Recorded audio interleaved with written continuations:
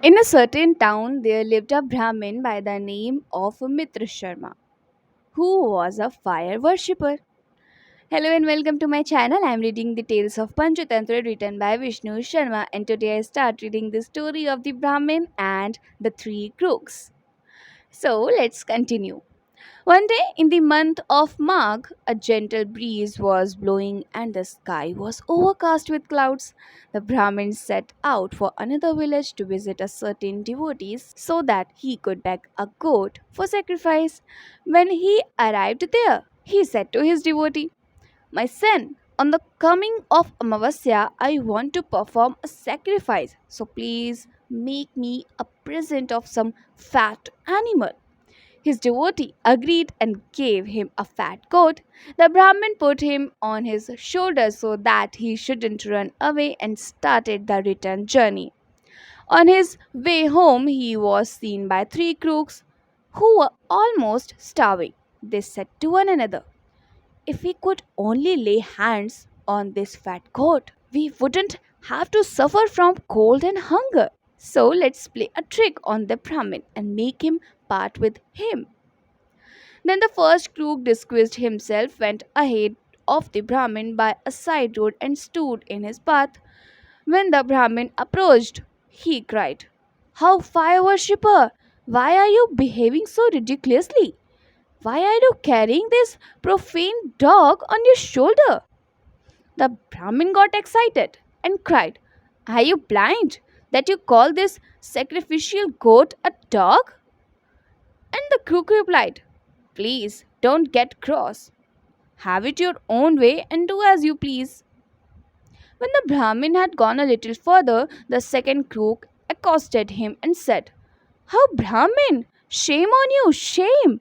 Even if this dead calf was very dear to you, you shouldn't carry him about on your shoulders like that."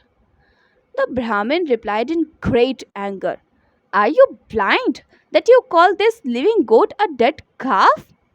And the crook replied, "Please don't get cross. My mistake for talking to you.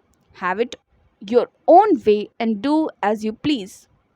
When the Brahmin had gone still a little further, the third crook appeared on the scene and said, "How, Brahmin! It's highly improper for you to carry a donkey on your shoulders.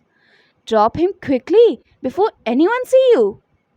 Now, after all this, the Brahmin thought that he must really be carrying a goblin, which was changing shape all the while.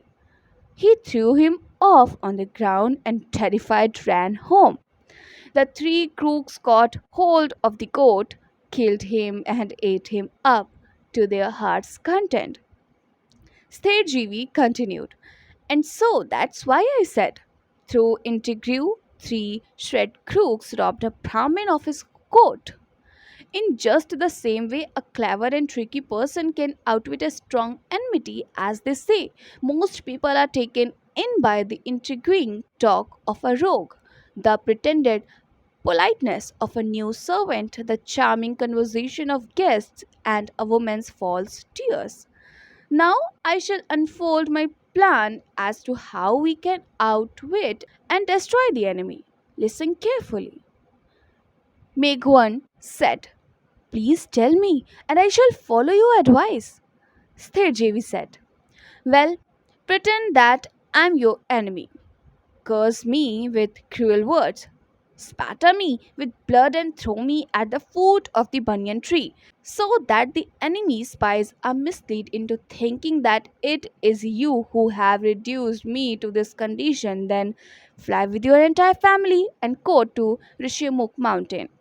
Entrench yourself there until I can inspire confidence in the enemy. I shall make a thorough investigation of their stronghold, and afterwards we shall burn the owls during the daytime. For it's then that they are blind and will be unable to escape. Now please don't be afraid of me and put obstacles in my way." The king replied, "Very well then, I agree." And so Sthirjevi started a sham quarrel with Megwan. When the Crow King's followers heard Sturgeon's abusive language, they were ready to kill him, but Megwan restrained them and said, "Away, I'll take care of this enemy agent personally." Then he pounced upon Sturgeon and began to peck him with his beak. He smeared him with the blood of a dead animal and left him lying at the foot of the banyan tree. Then they flew away with his coat. Now, the wife of the Owl King happened to be spying at the time. She went and reported to her husband, "Your enemy is in a state of panic. He has flown off with his coat." When the Owl King heard this, he waited for sunset and then set out with his retinue and the rest of the owls to look for the crows and kill them. He cried, "Hurry up! It's good luck to have a terrified enemy."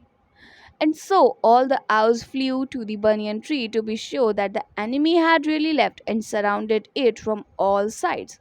When they failed to find the crows, Arimradan, the king of the owls, perched himself on a branch of the tree. His court gathered round him and started flattering him on his success. But he said, "Enough! Find out which way the enemy went. We must overtake them and kill them before they entrench themselves."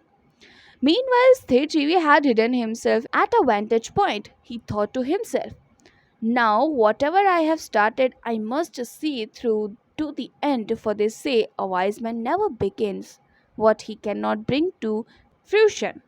I think now is the moment for my next move. I shall make them aware of my presence." And so he began to cough feebly. Immediately, all the owls converged on him to kill him. "Stop!" cried the crow. "Listen to me. I am Sthirjivi, the Crow King, Meghwan's minister. It is he who has reduced me to this plight. Communicate this to your master and tell him that I have some particularly interesting information to give him." When the Owl King heard this, he was very surprised. He hurried to Sthirjivi and said, "Good gracious, how did you come to be in this state? Tell me." Sthirji replied, "My lord, this is how it happened. Yesterday, when Meghwan saw so many of his crows killed by you, he got very excited and was preparing to attack you. But I said to him, 'Master, it's not wise to attack them, for they are strong and we are weak.' They say a weak man with his own interests at heart never dreams of provoking his enemy." Sthirjivi continued, "What is more, I advised Megwan to make peace with you by offering presents, for they say when you encounter an enemy much stronger than you are, to save your skin, hand everything over. For money and possessions are easily regained, but your life, once lost, you can never recover. But, your Majesty, the other crows incited Meghwan against me, and they are responsible for my present condition. They did this because they suspected me of being on your side. And so, now I look to you for protection. What more is there for me to say? As soon as I am unable to fly again, I shall let to you where they are, and you can kill them." When Arimradan heard this, he took counsel with his 5 hereditary ministers. Their names were Taksh, Kuruksh, Deeptaksh, Vakrinas, and Prakrikarn.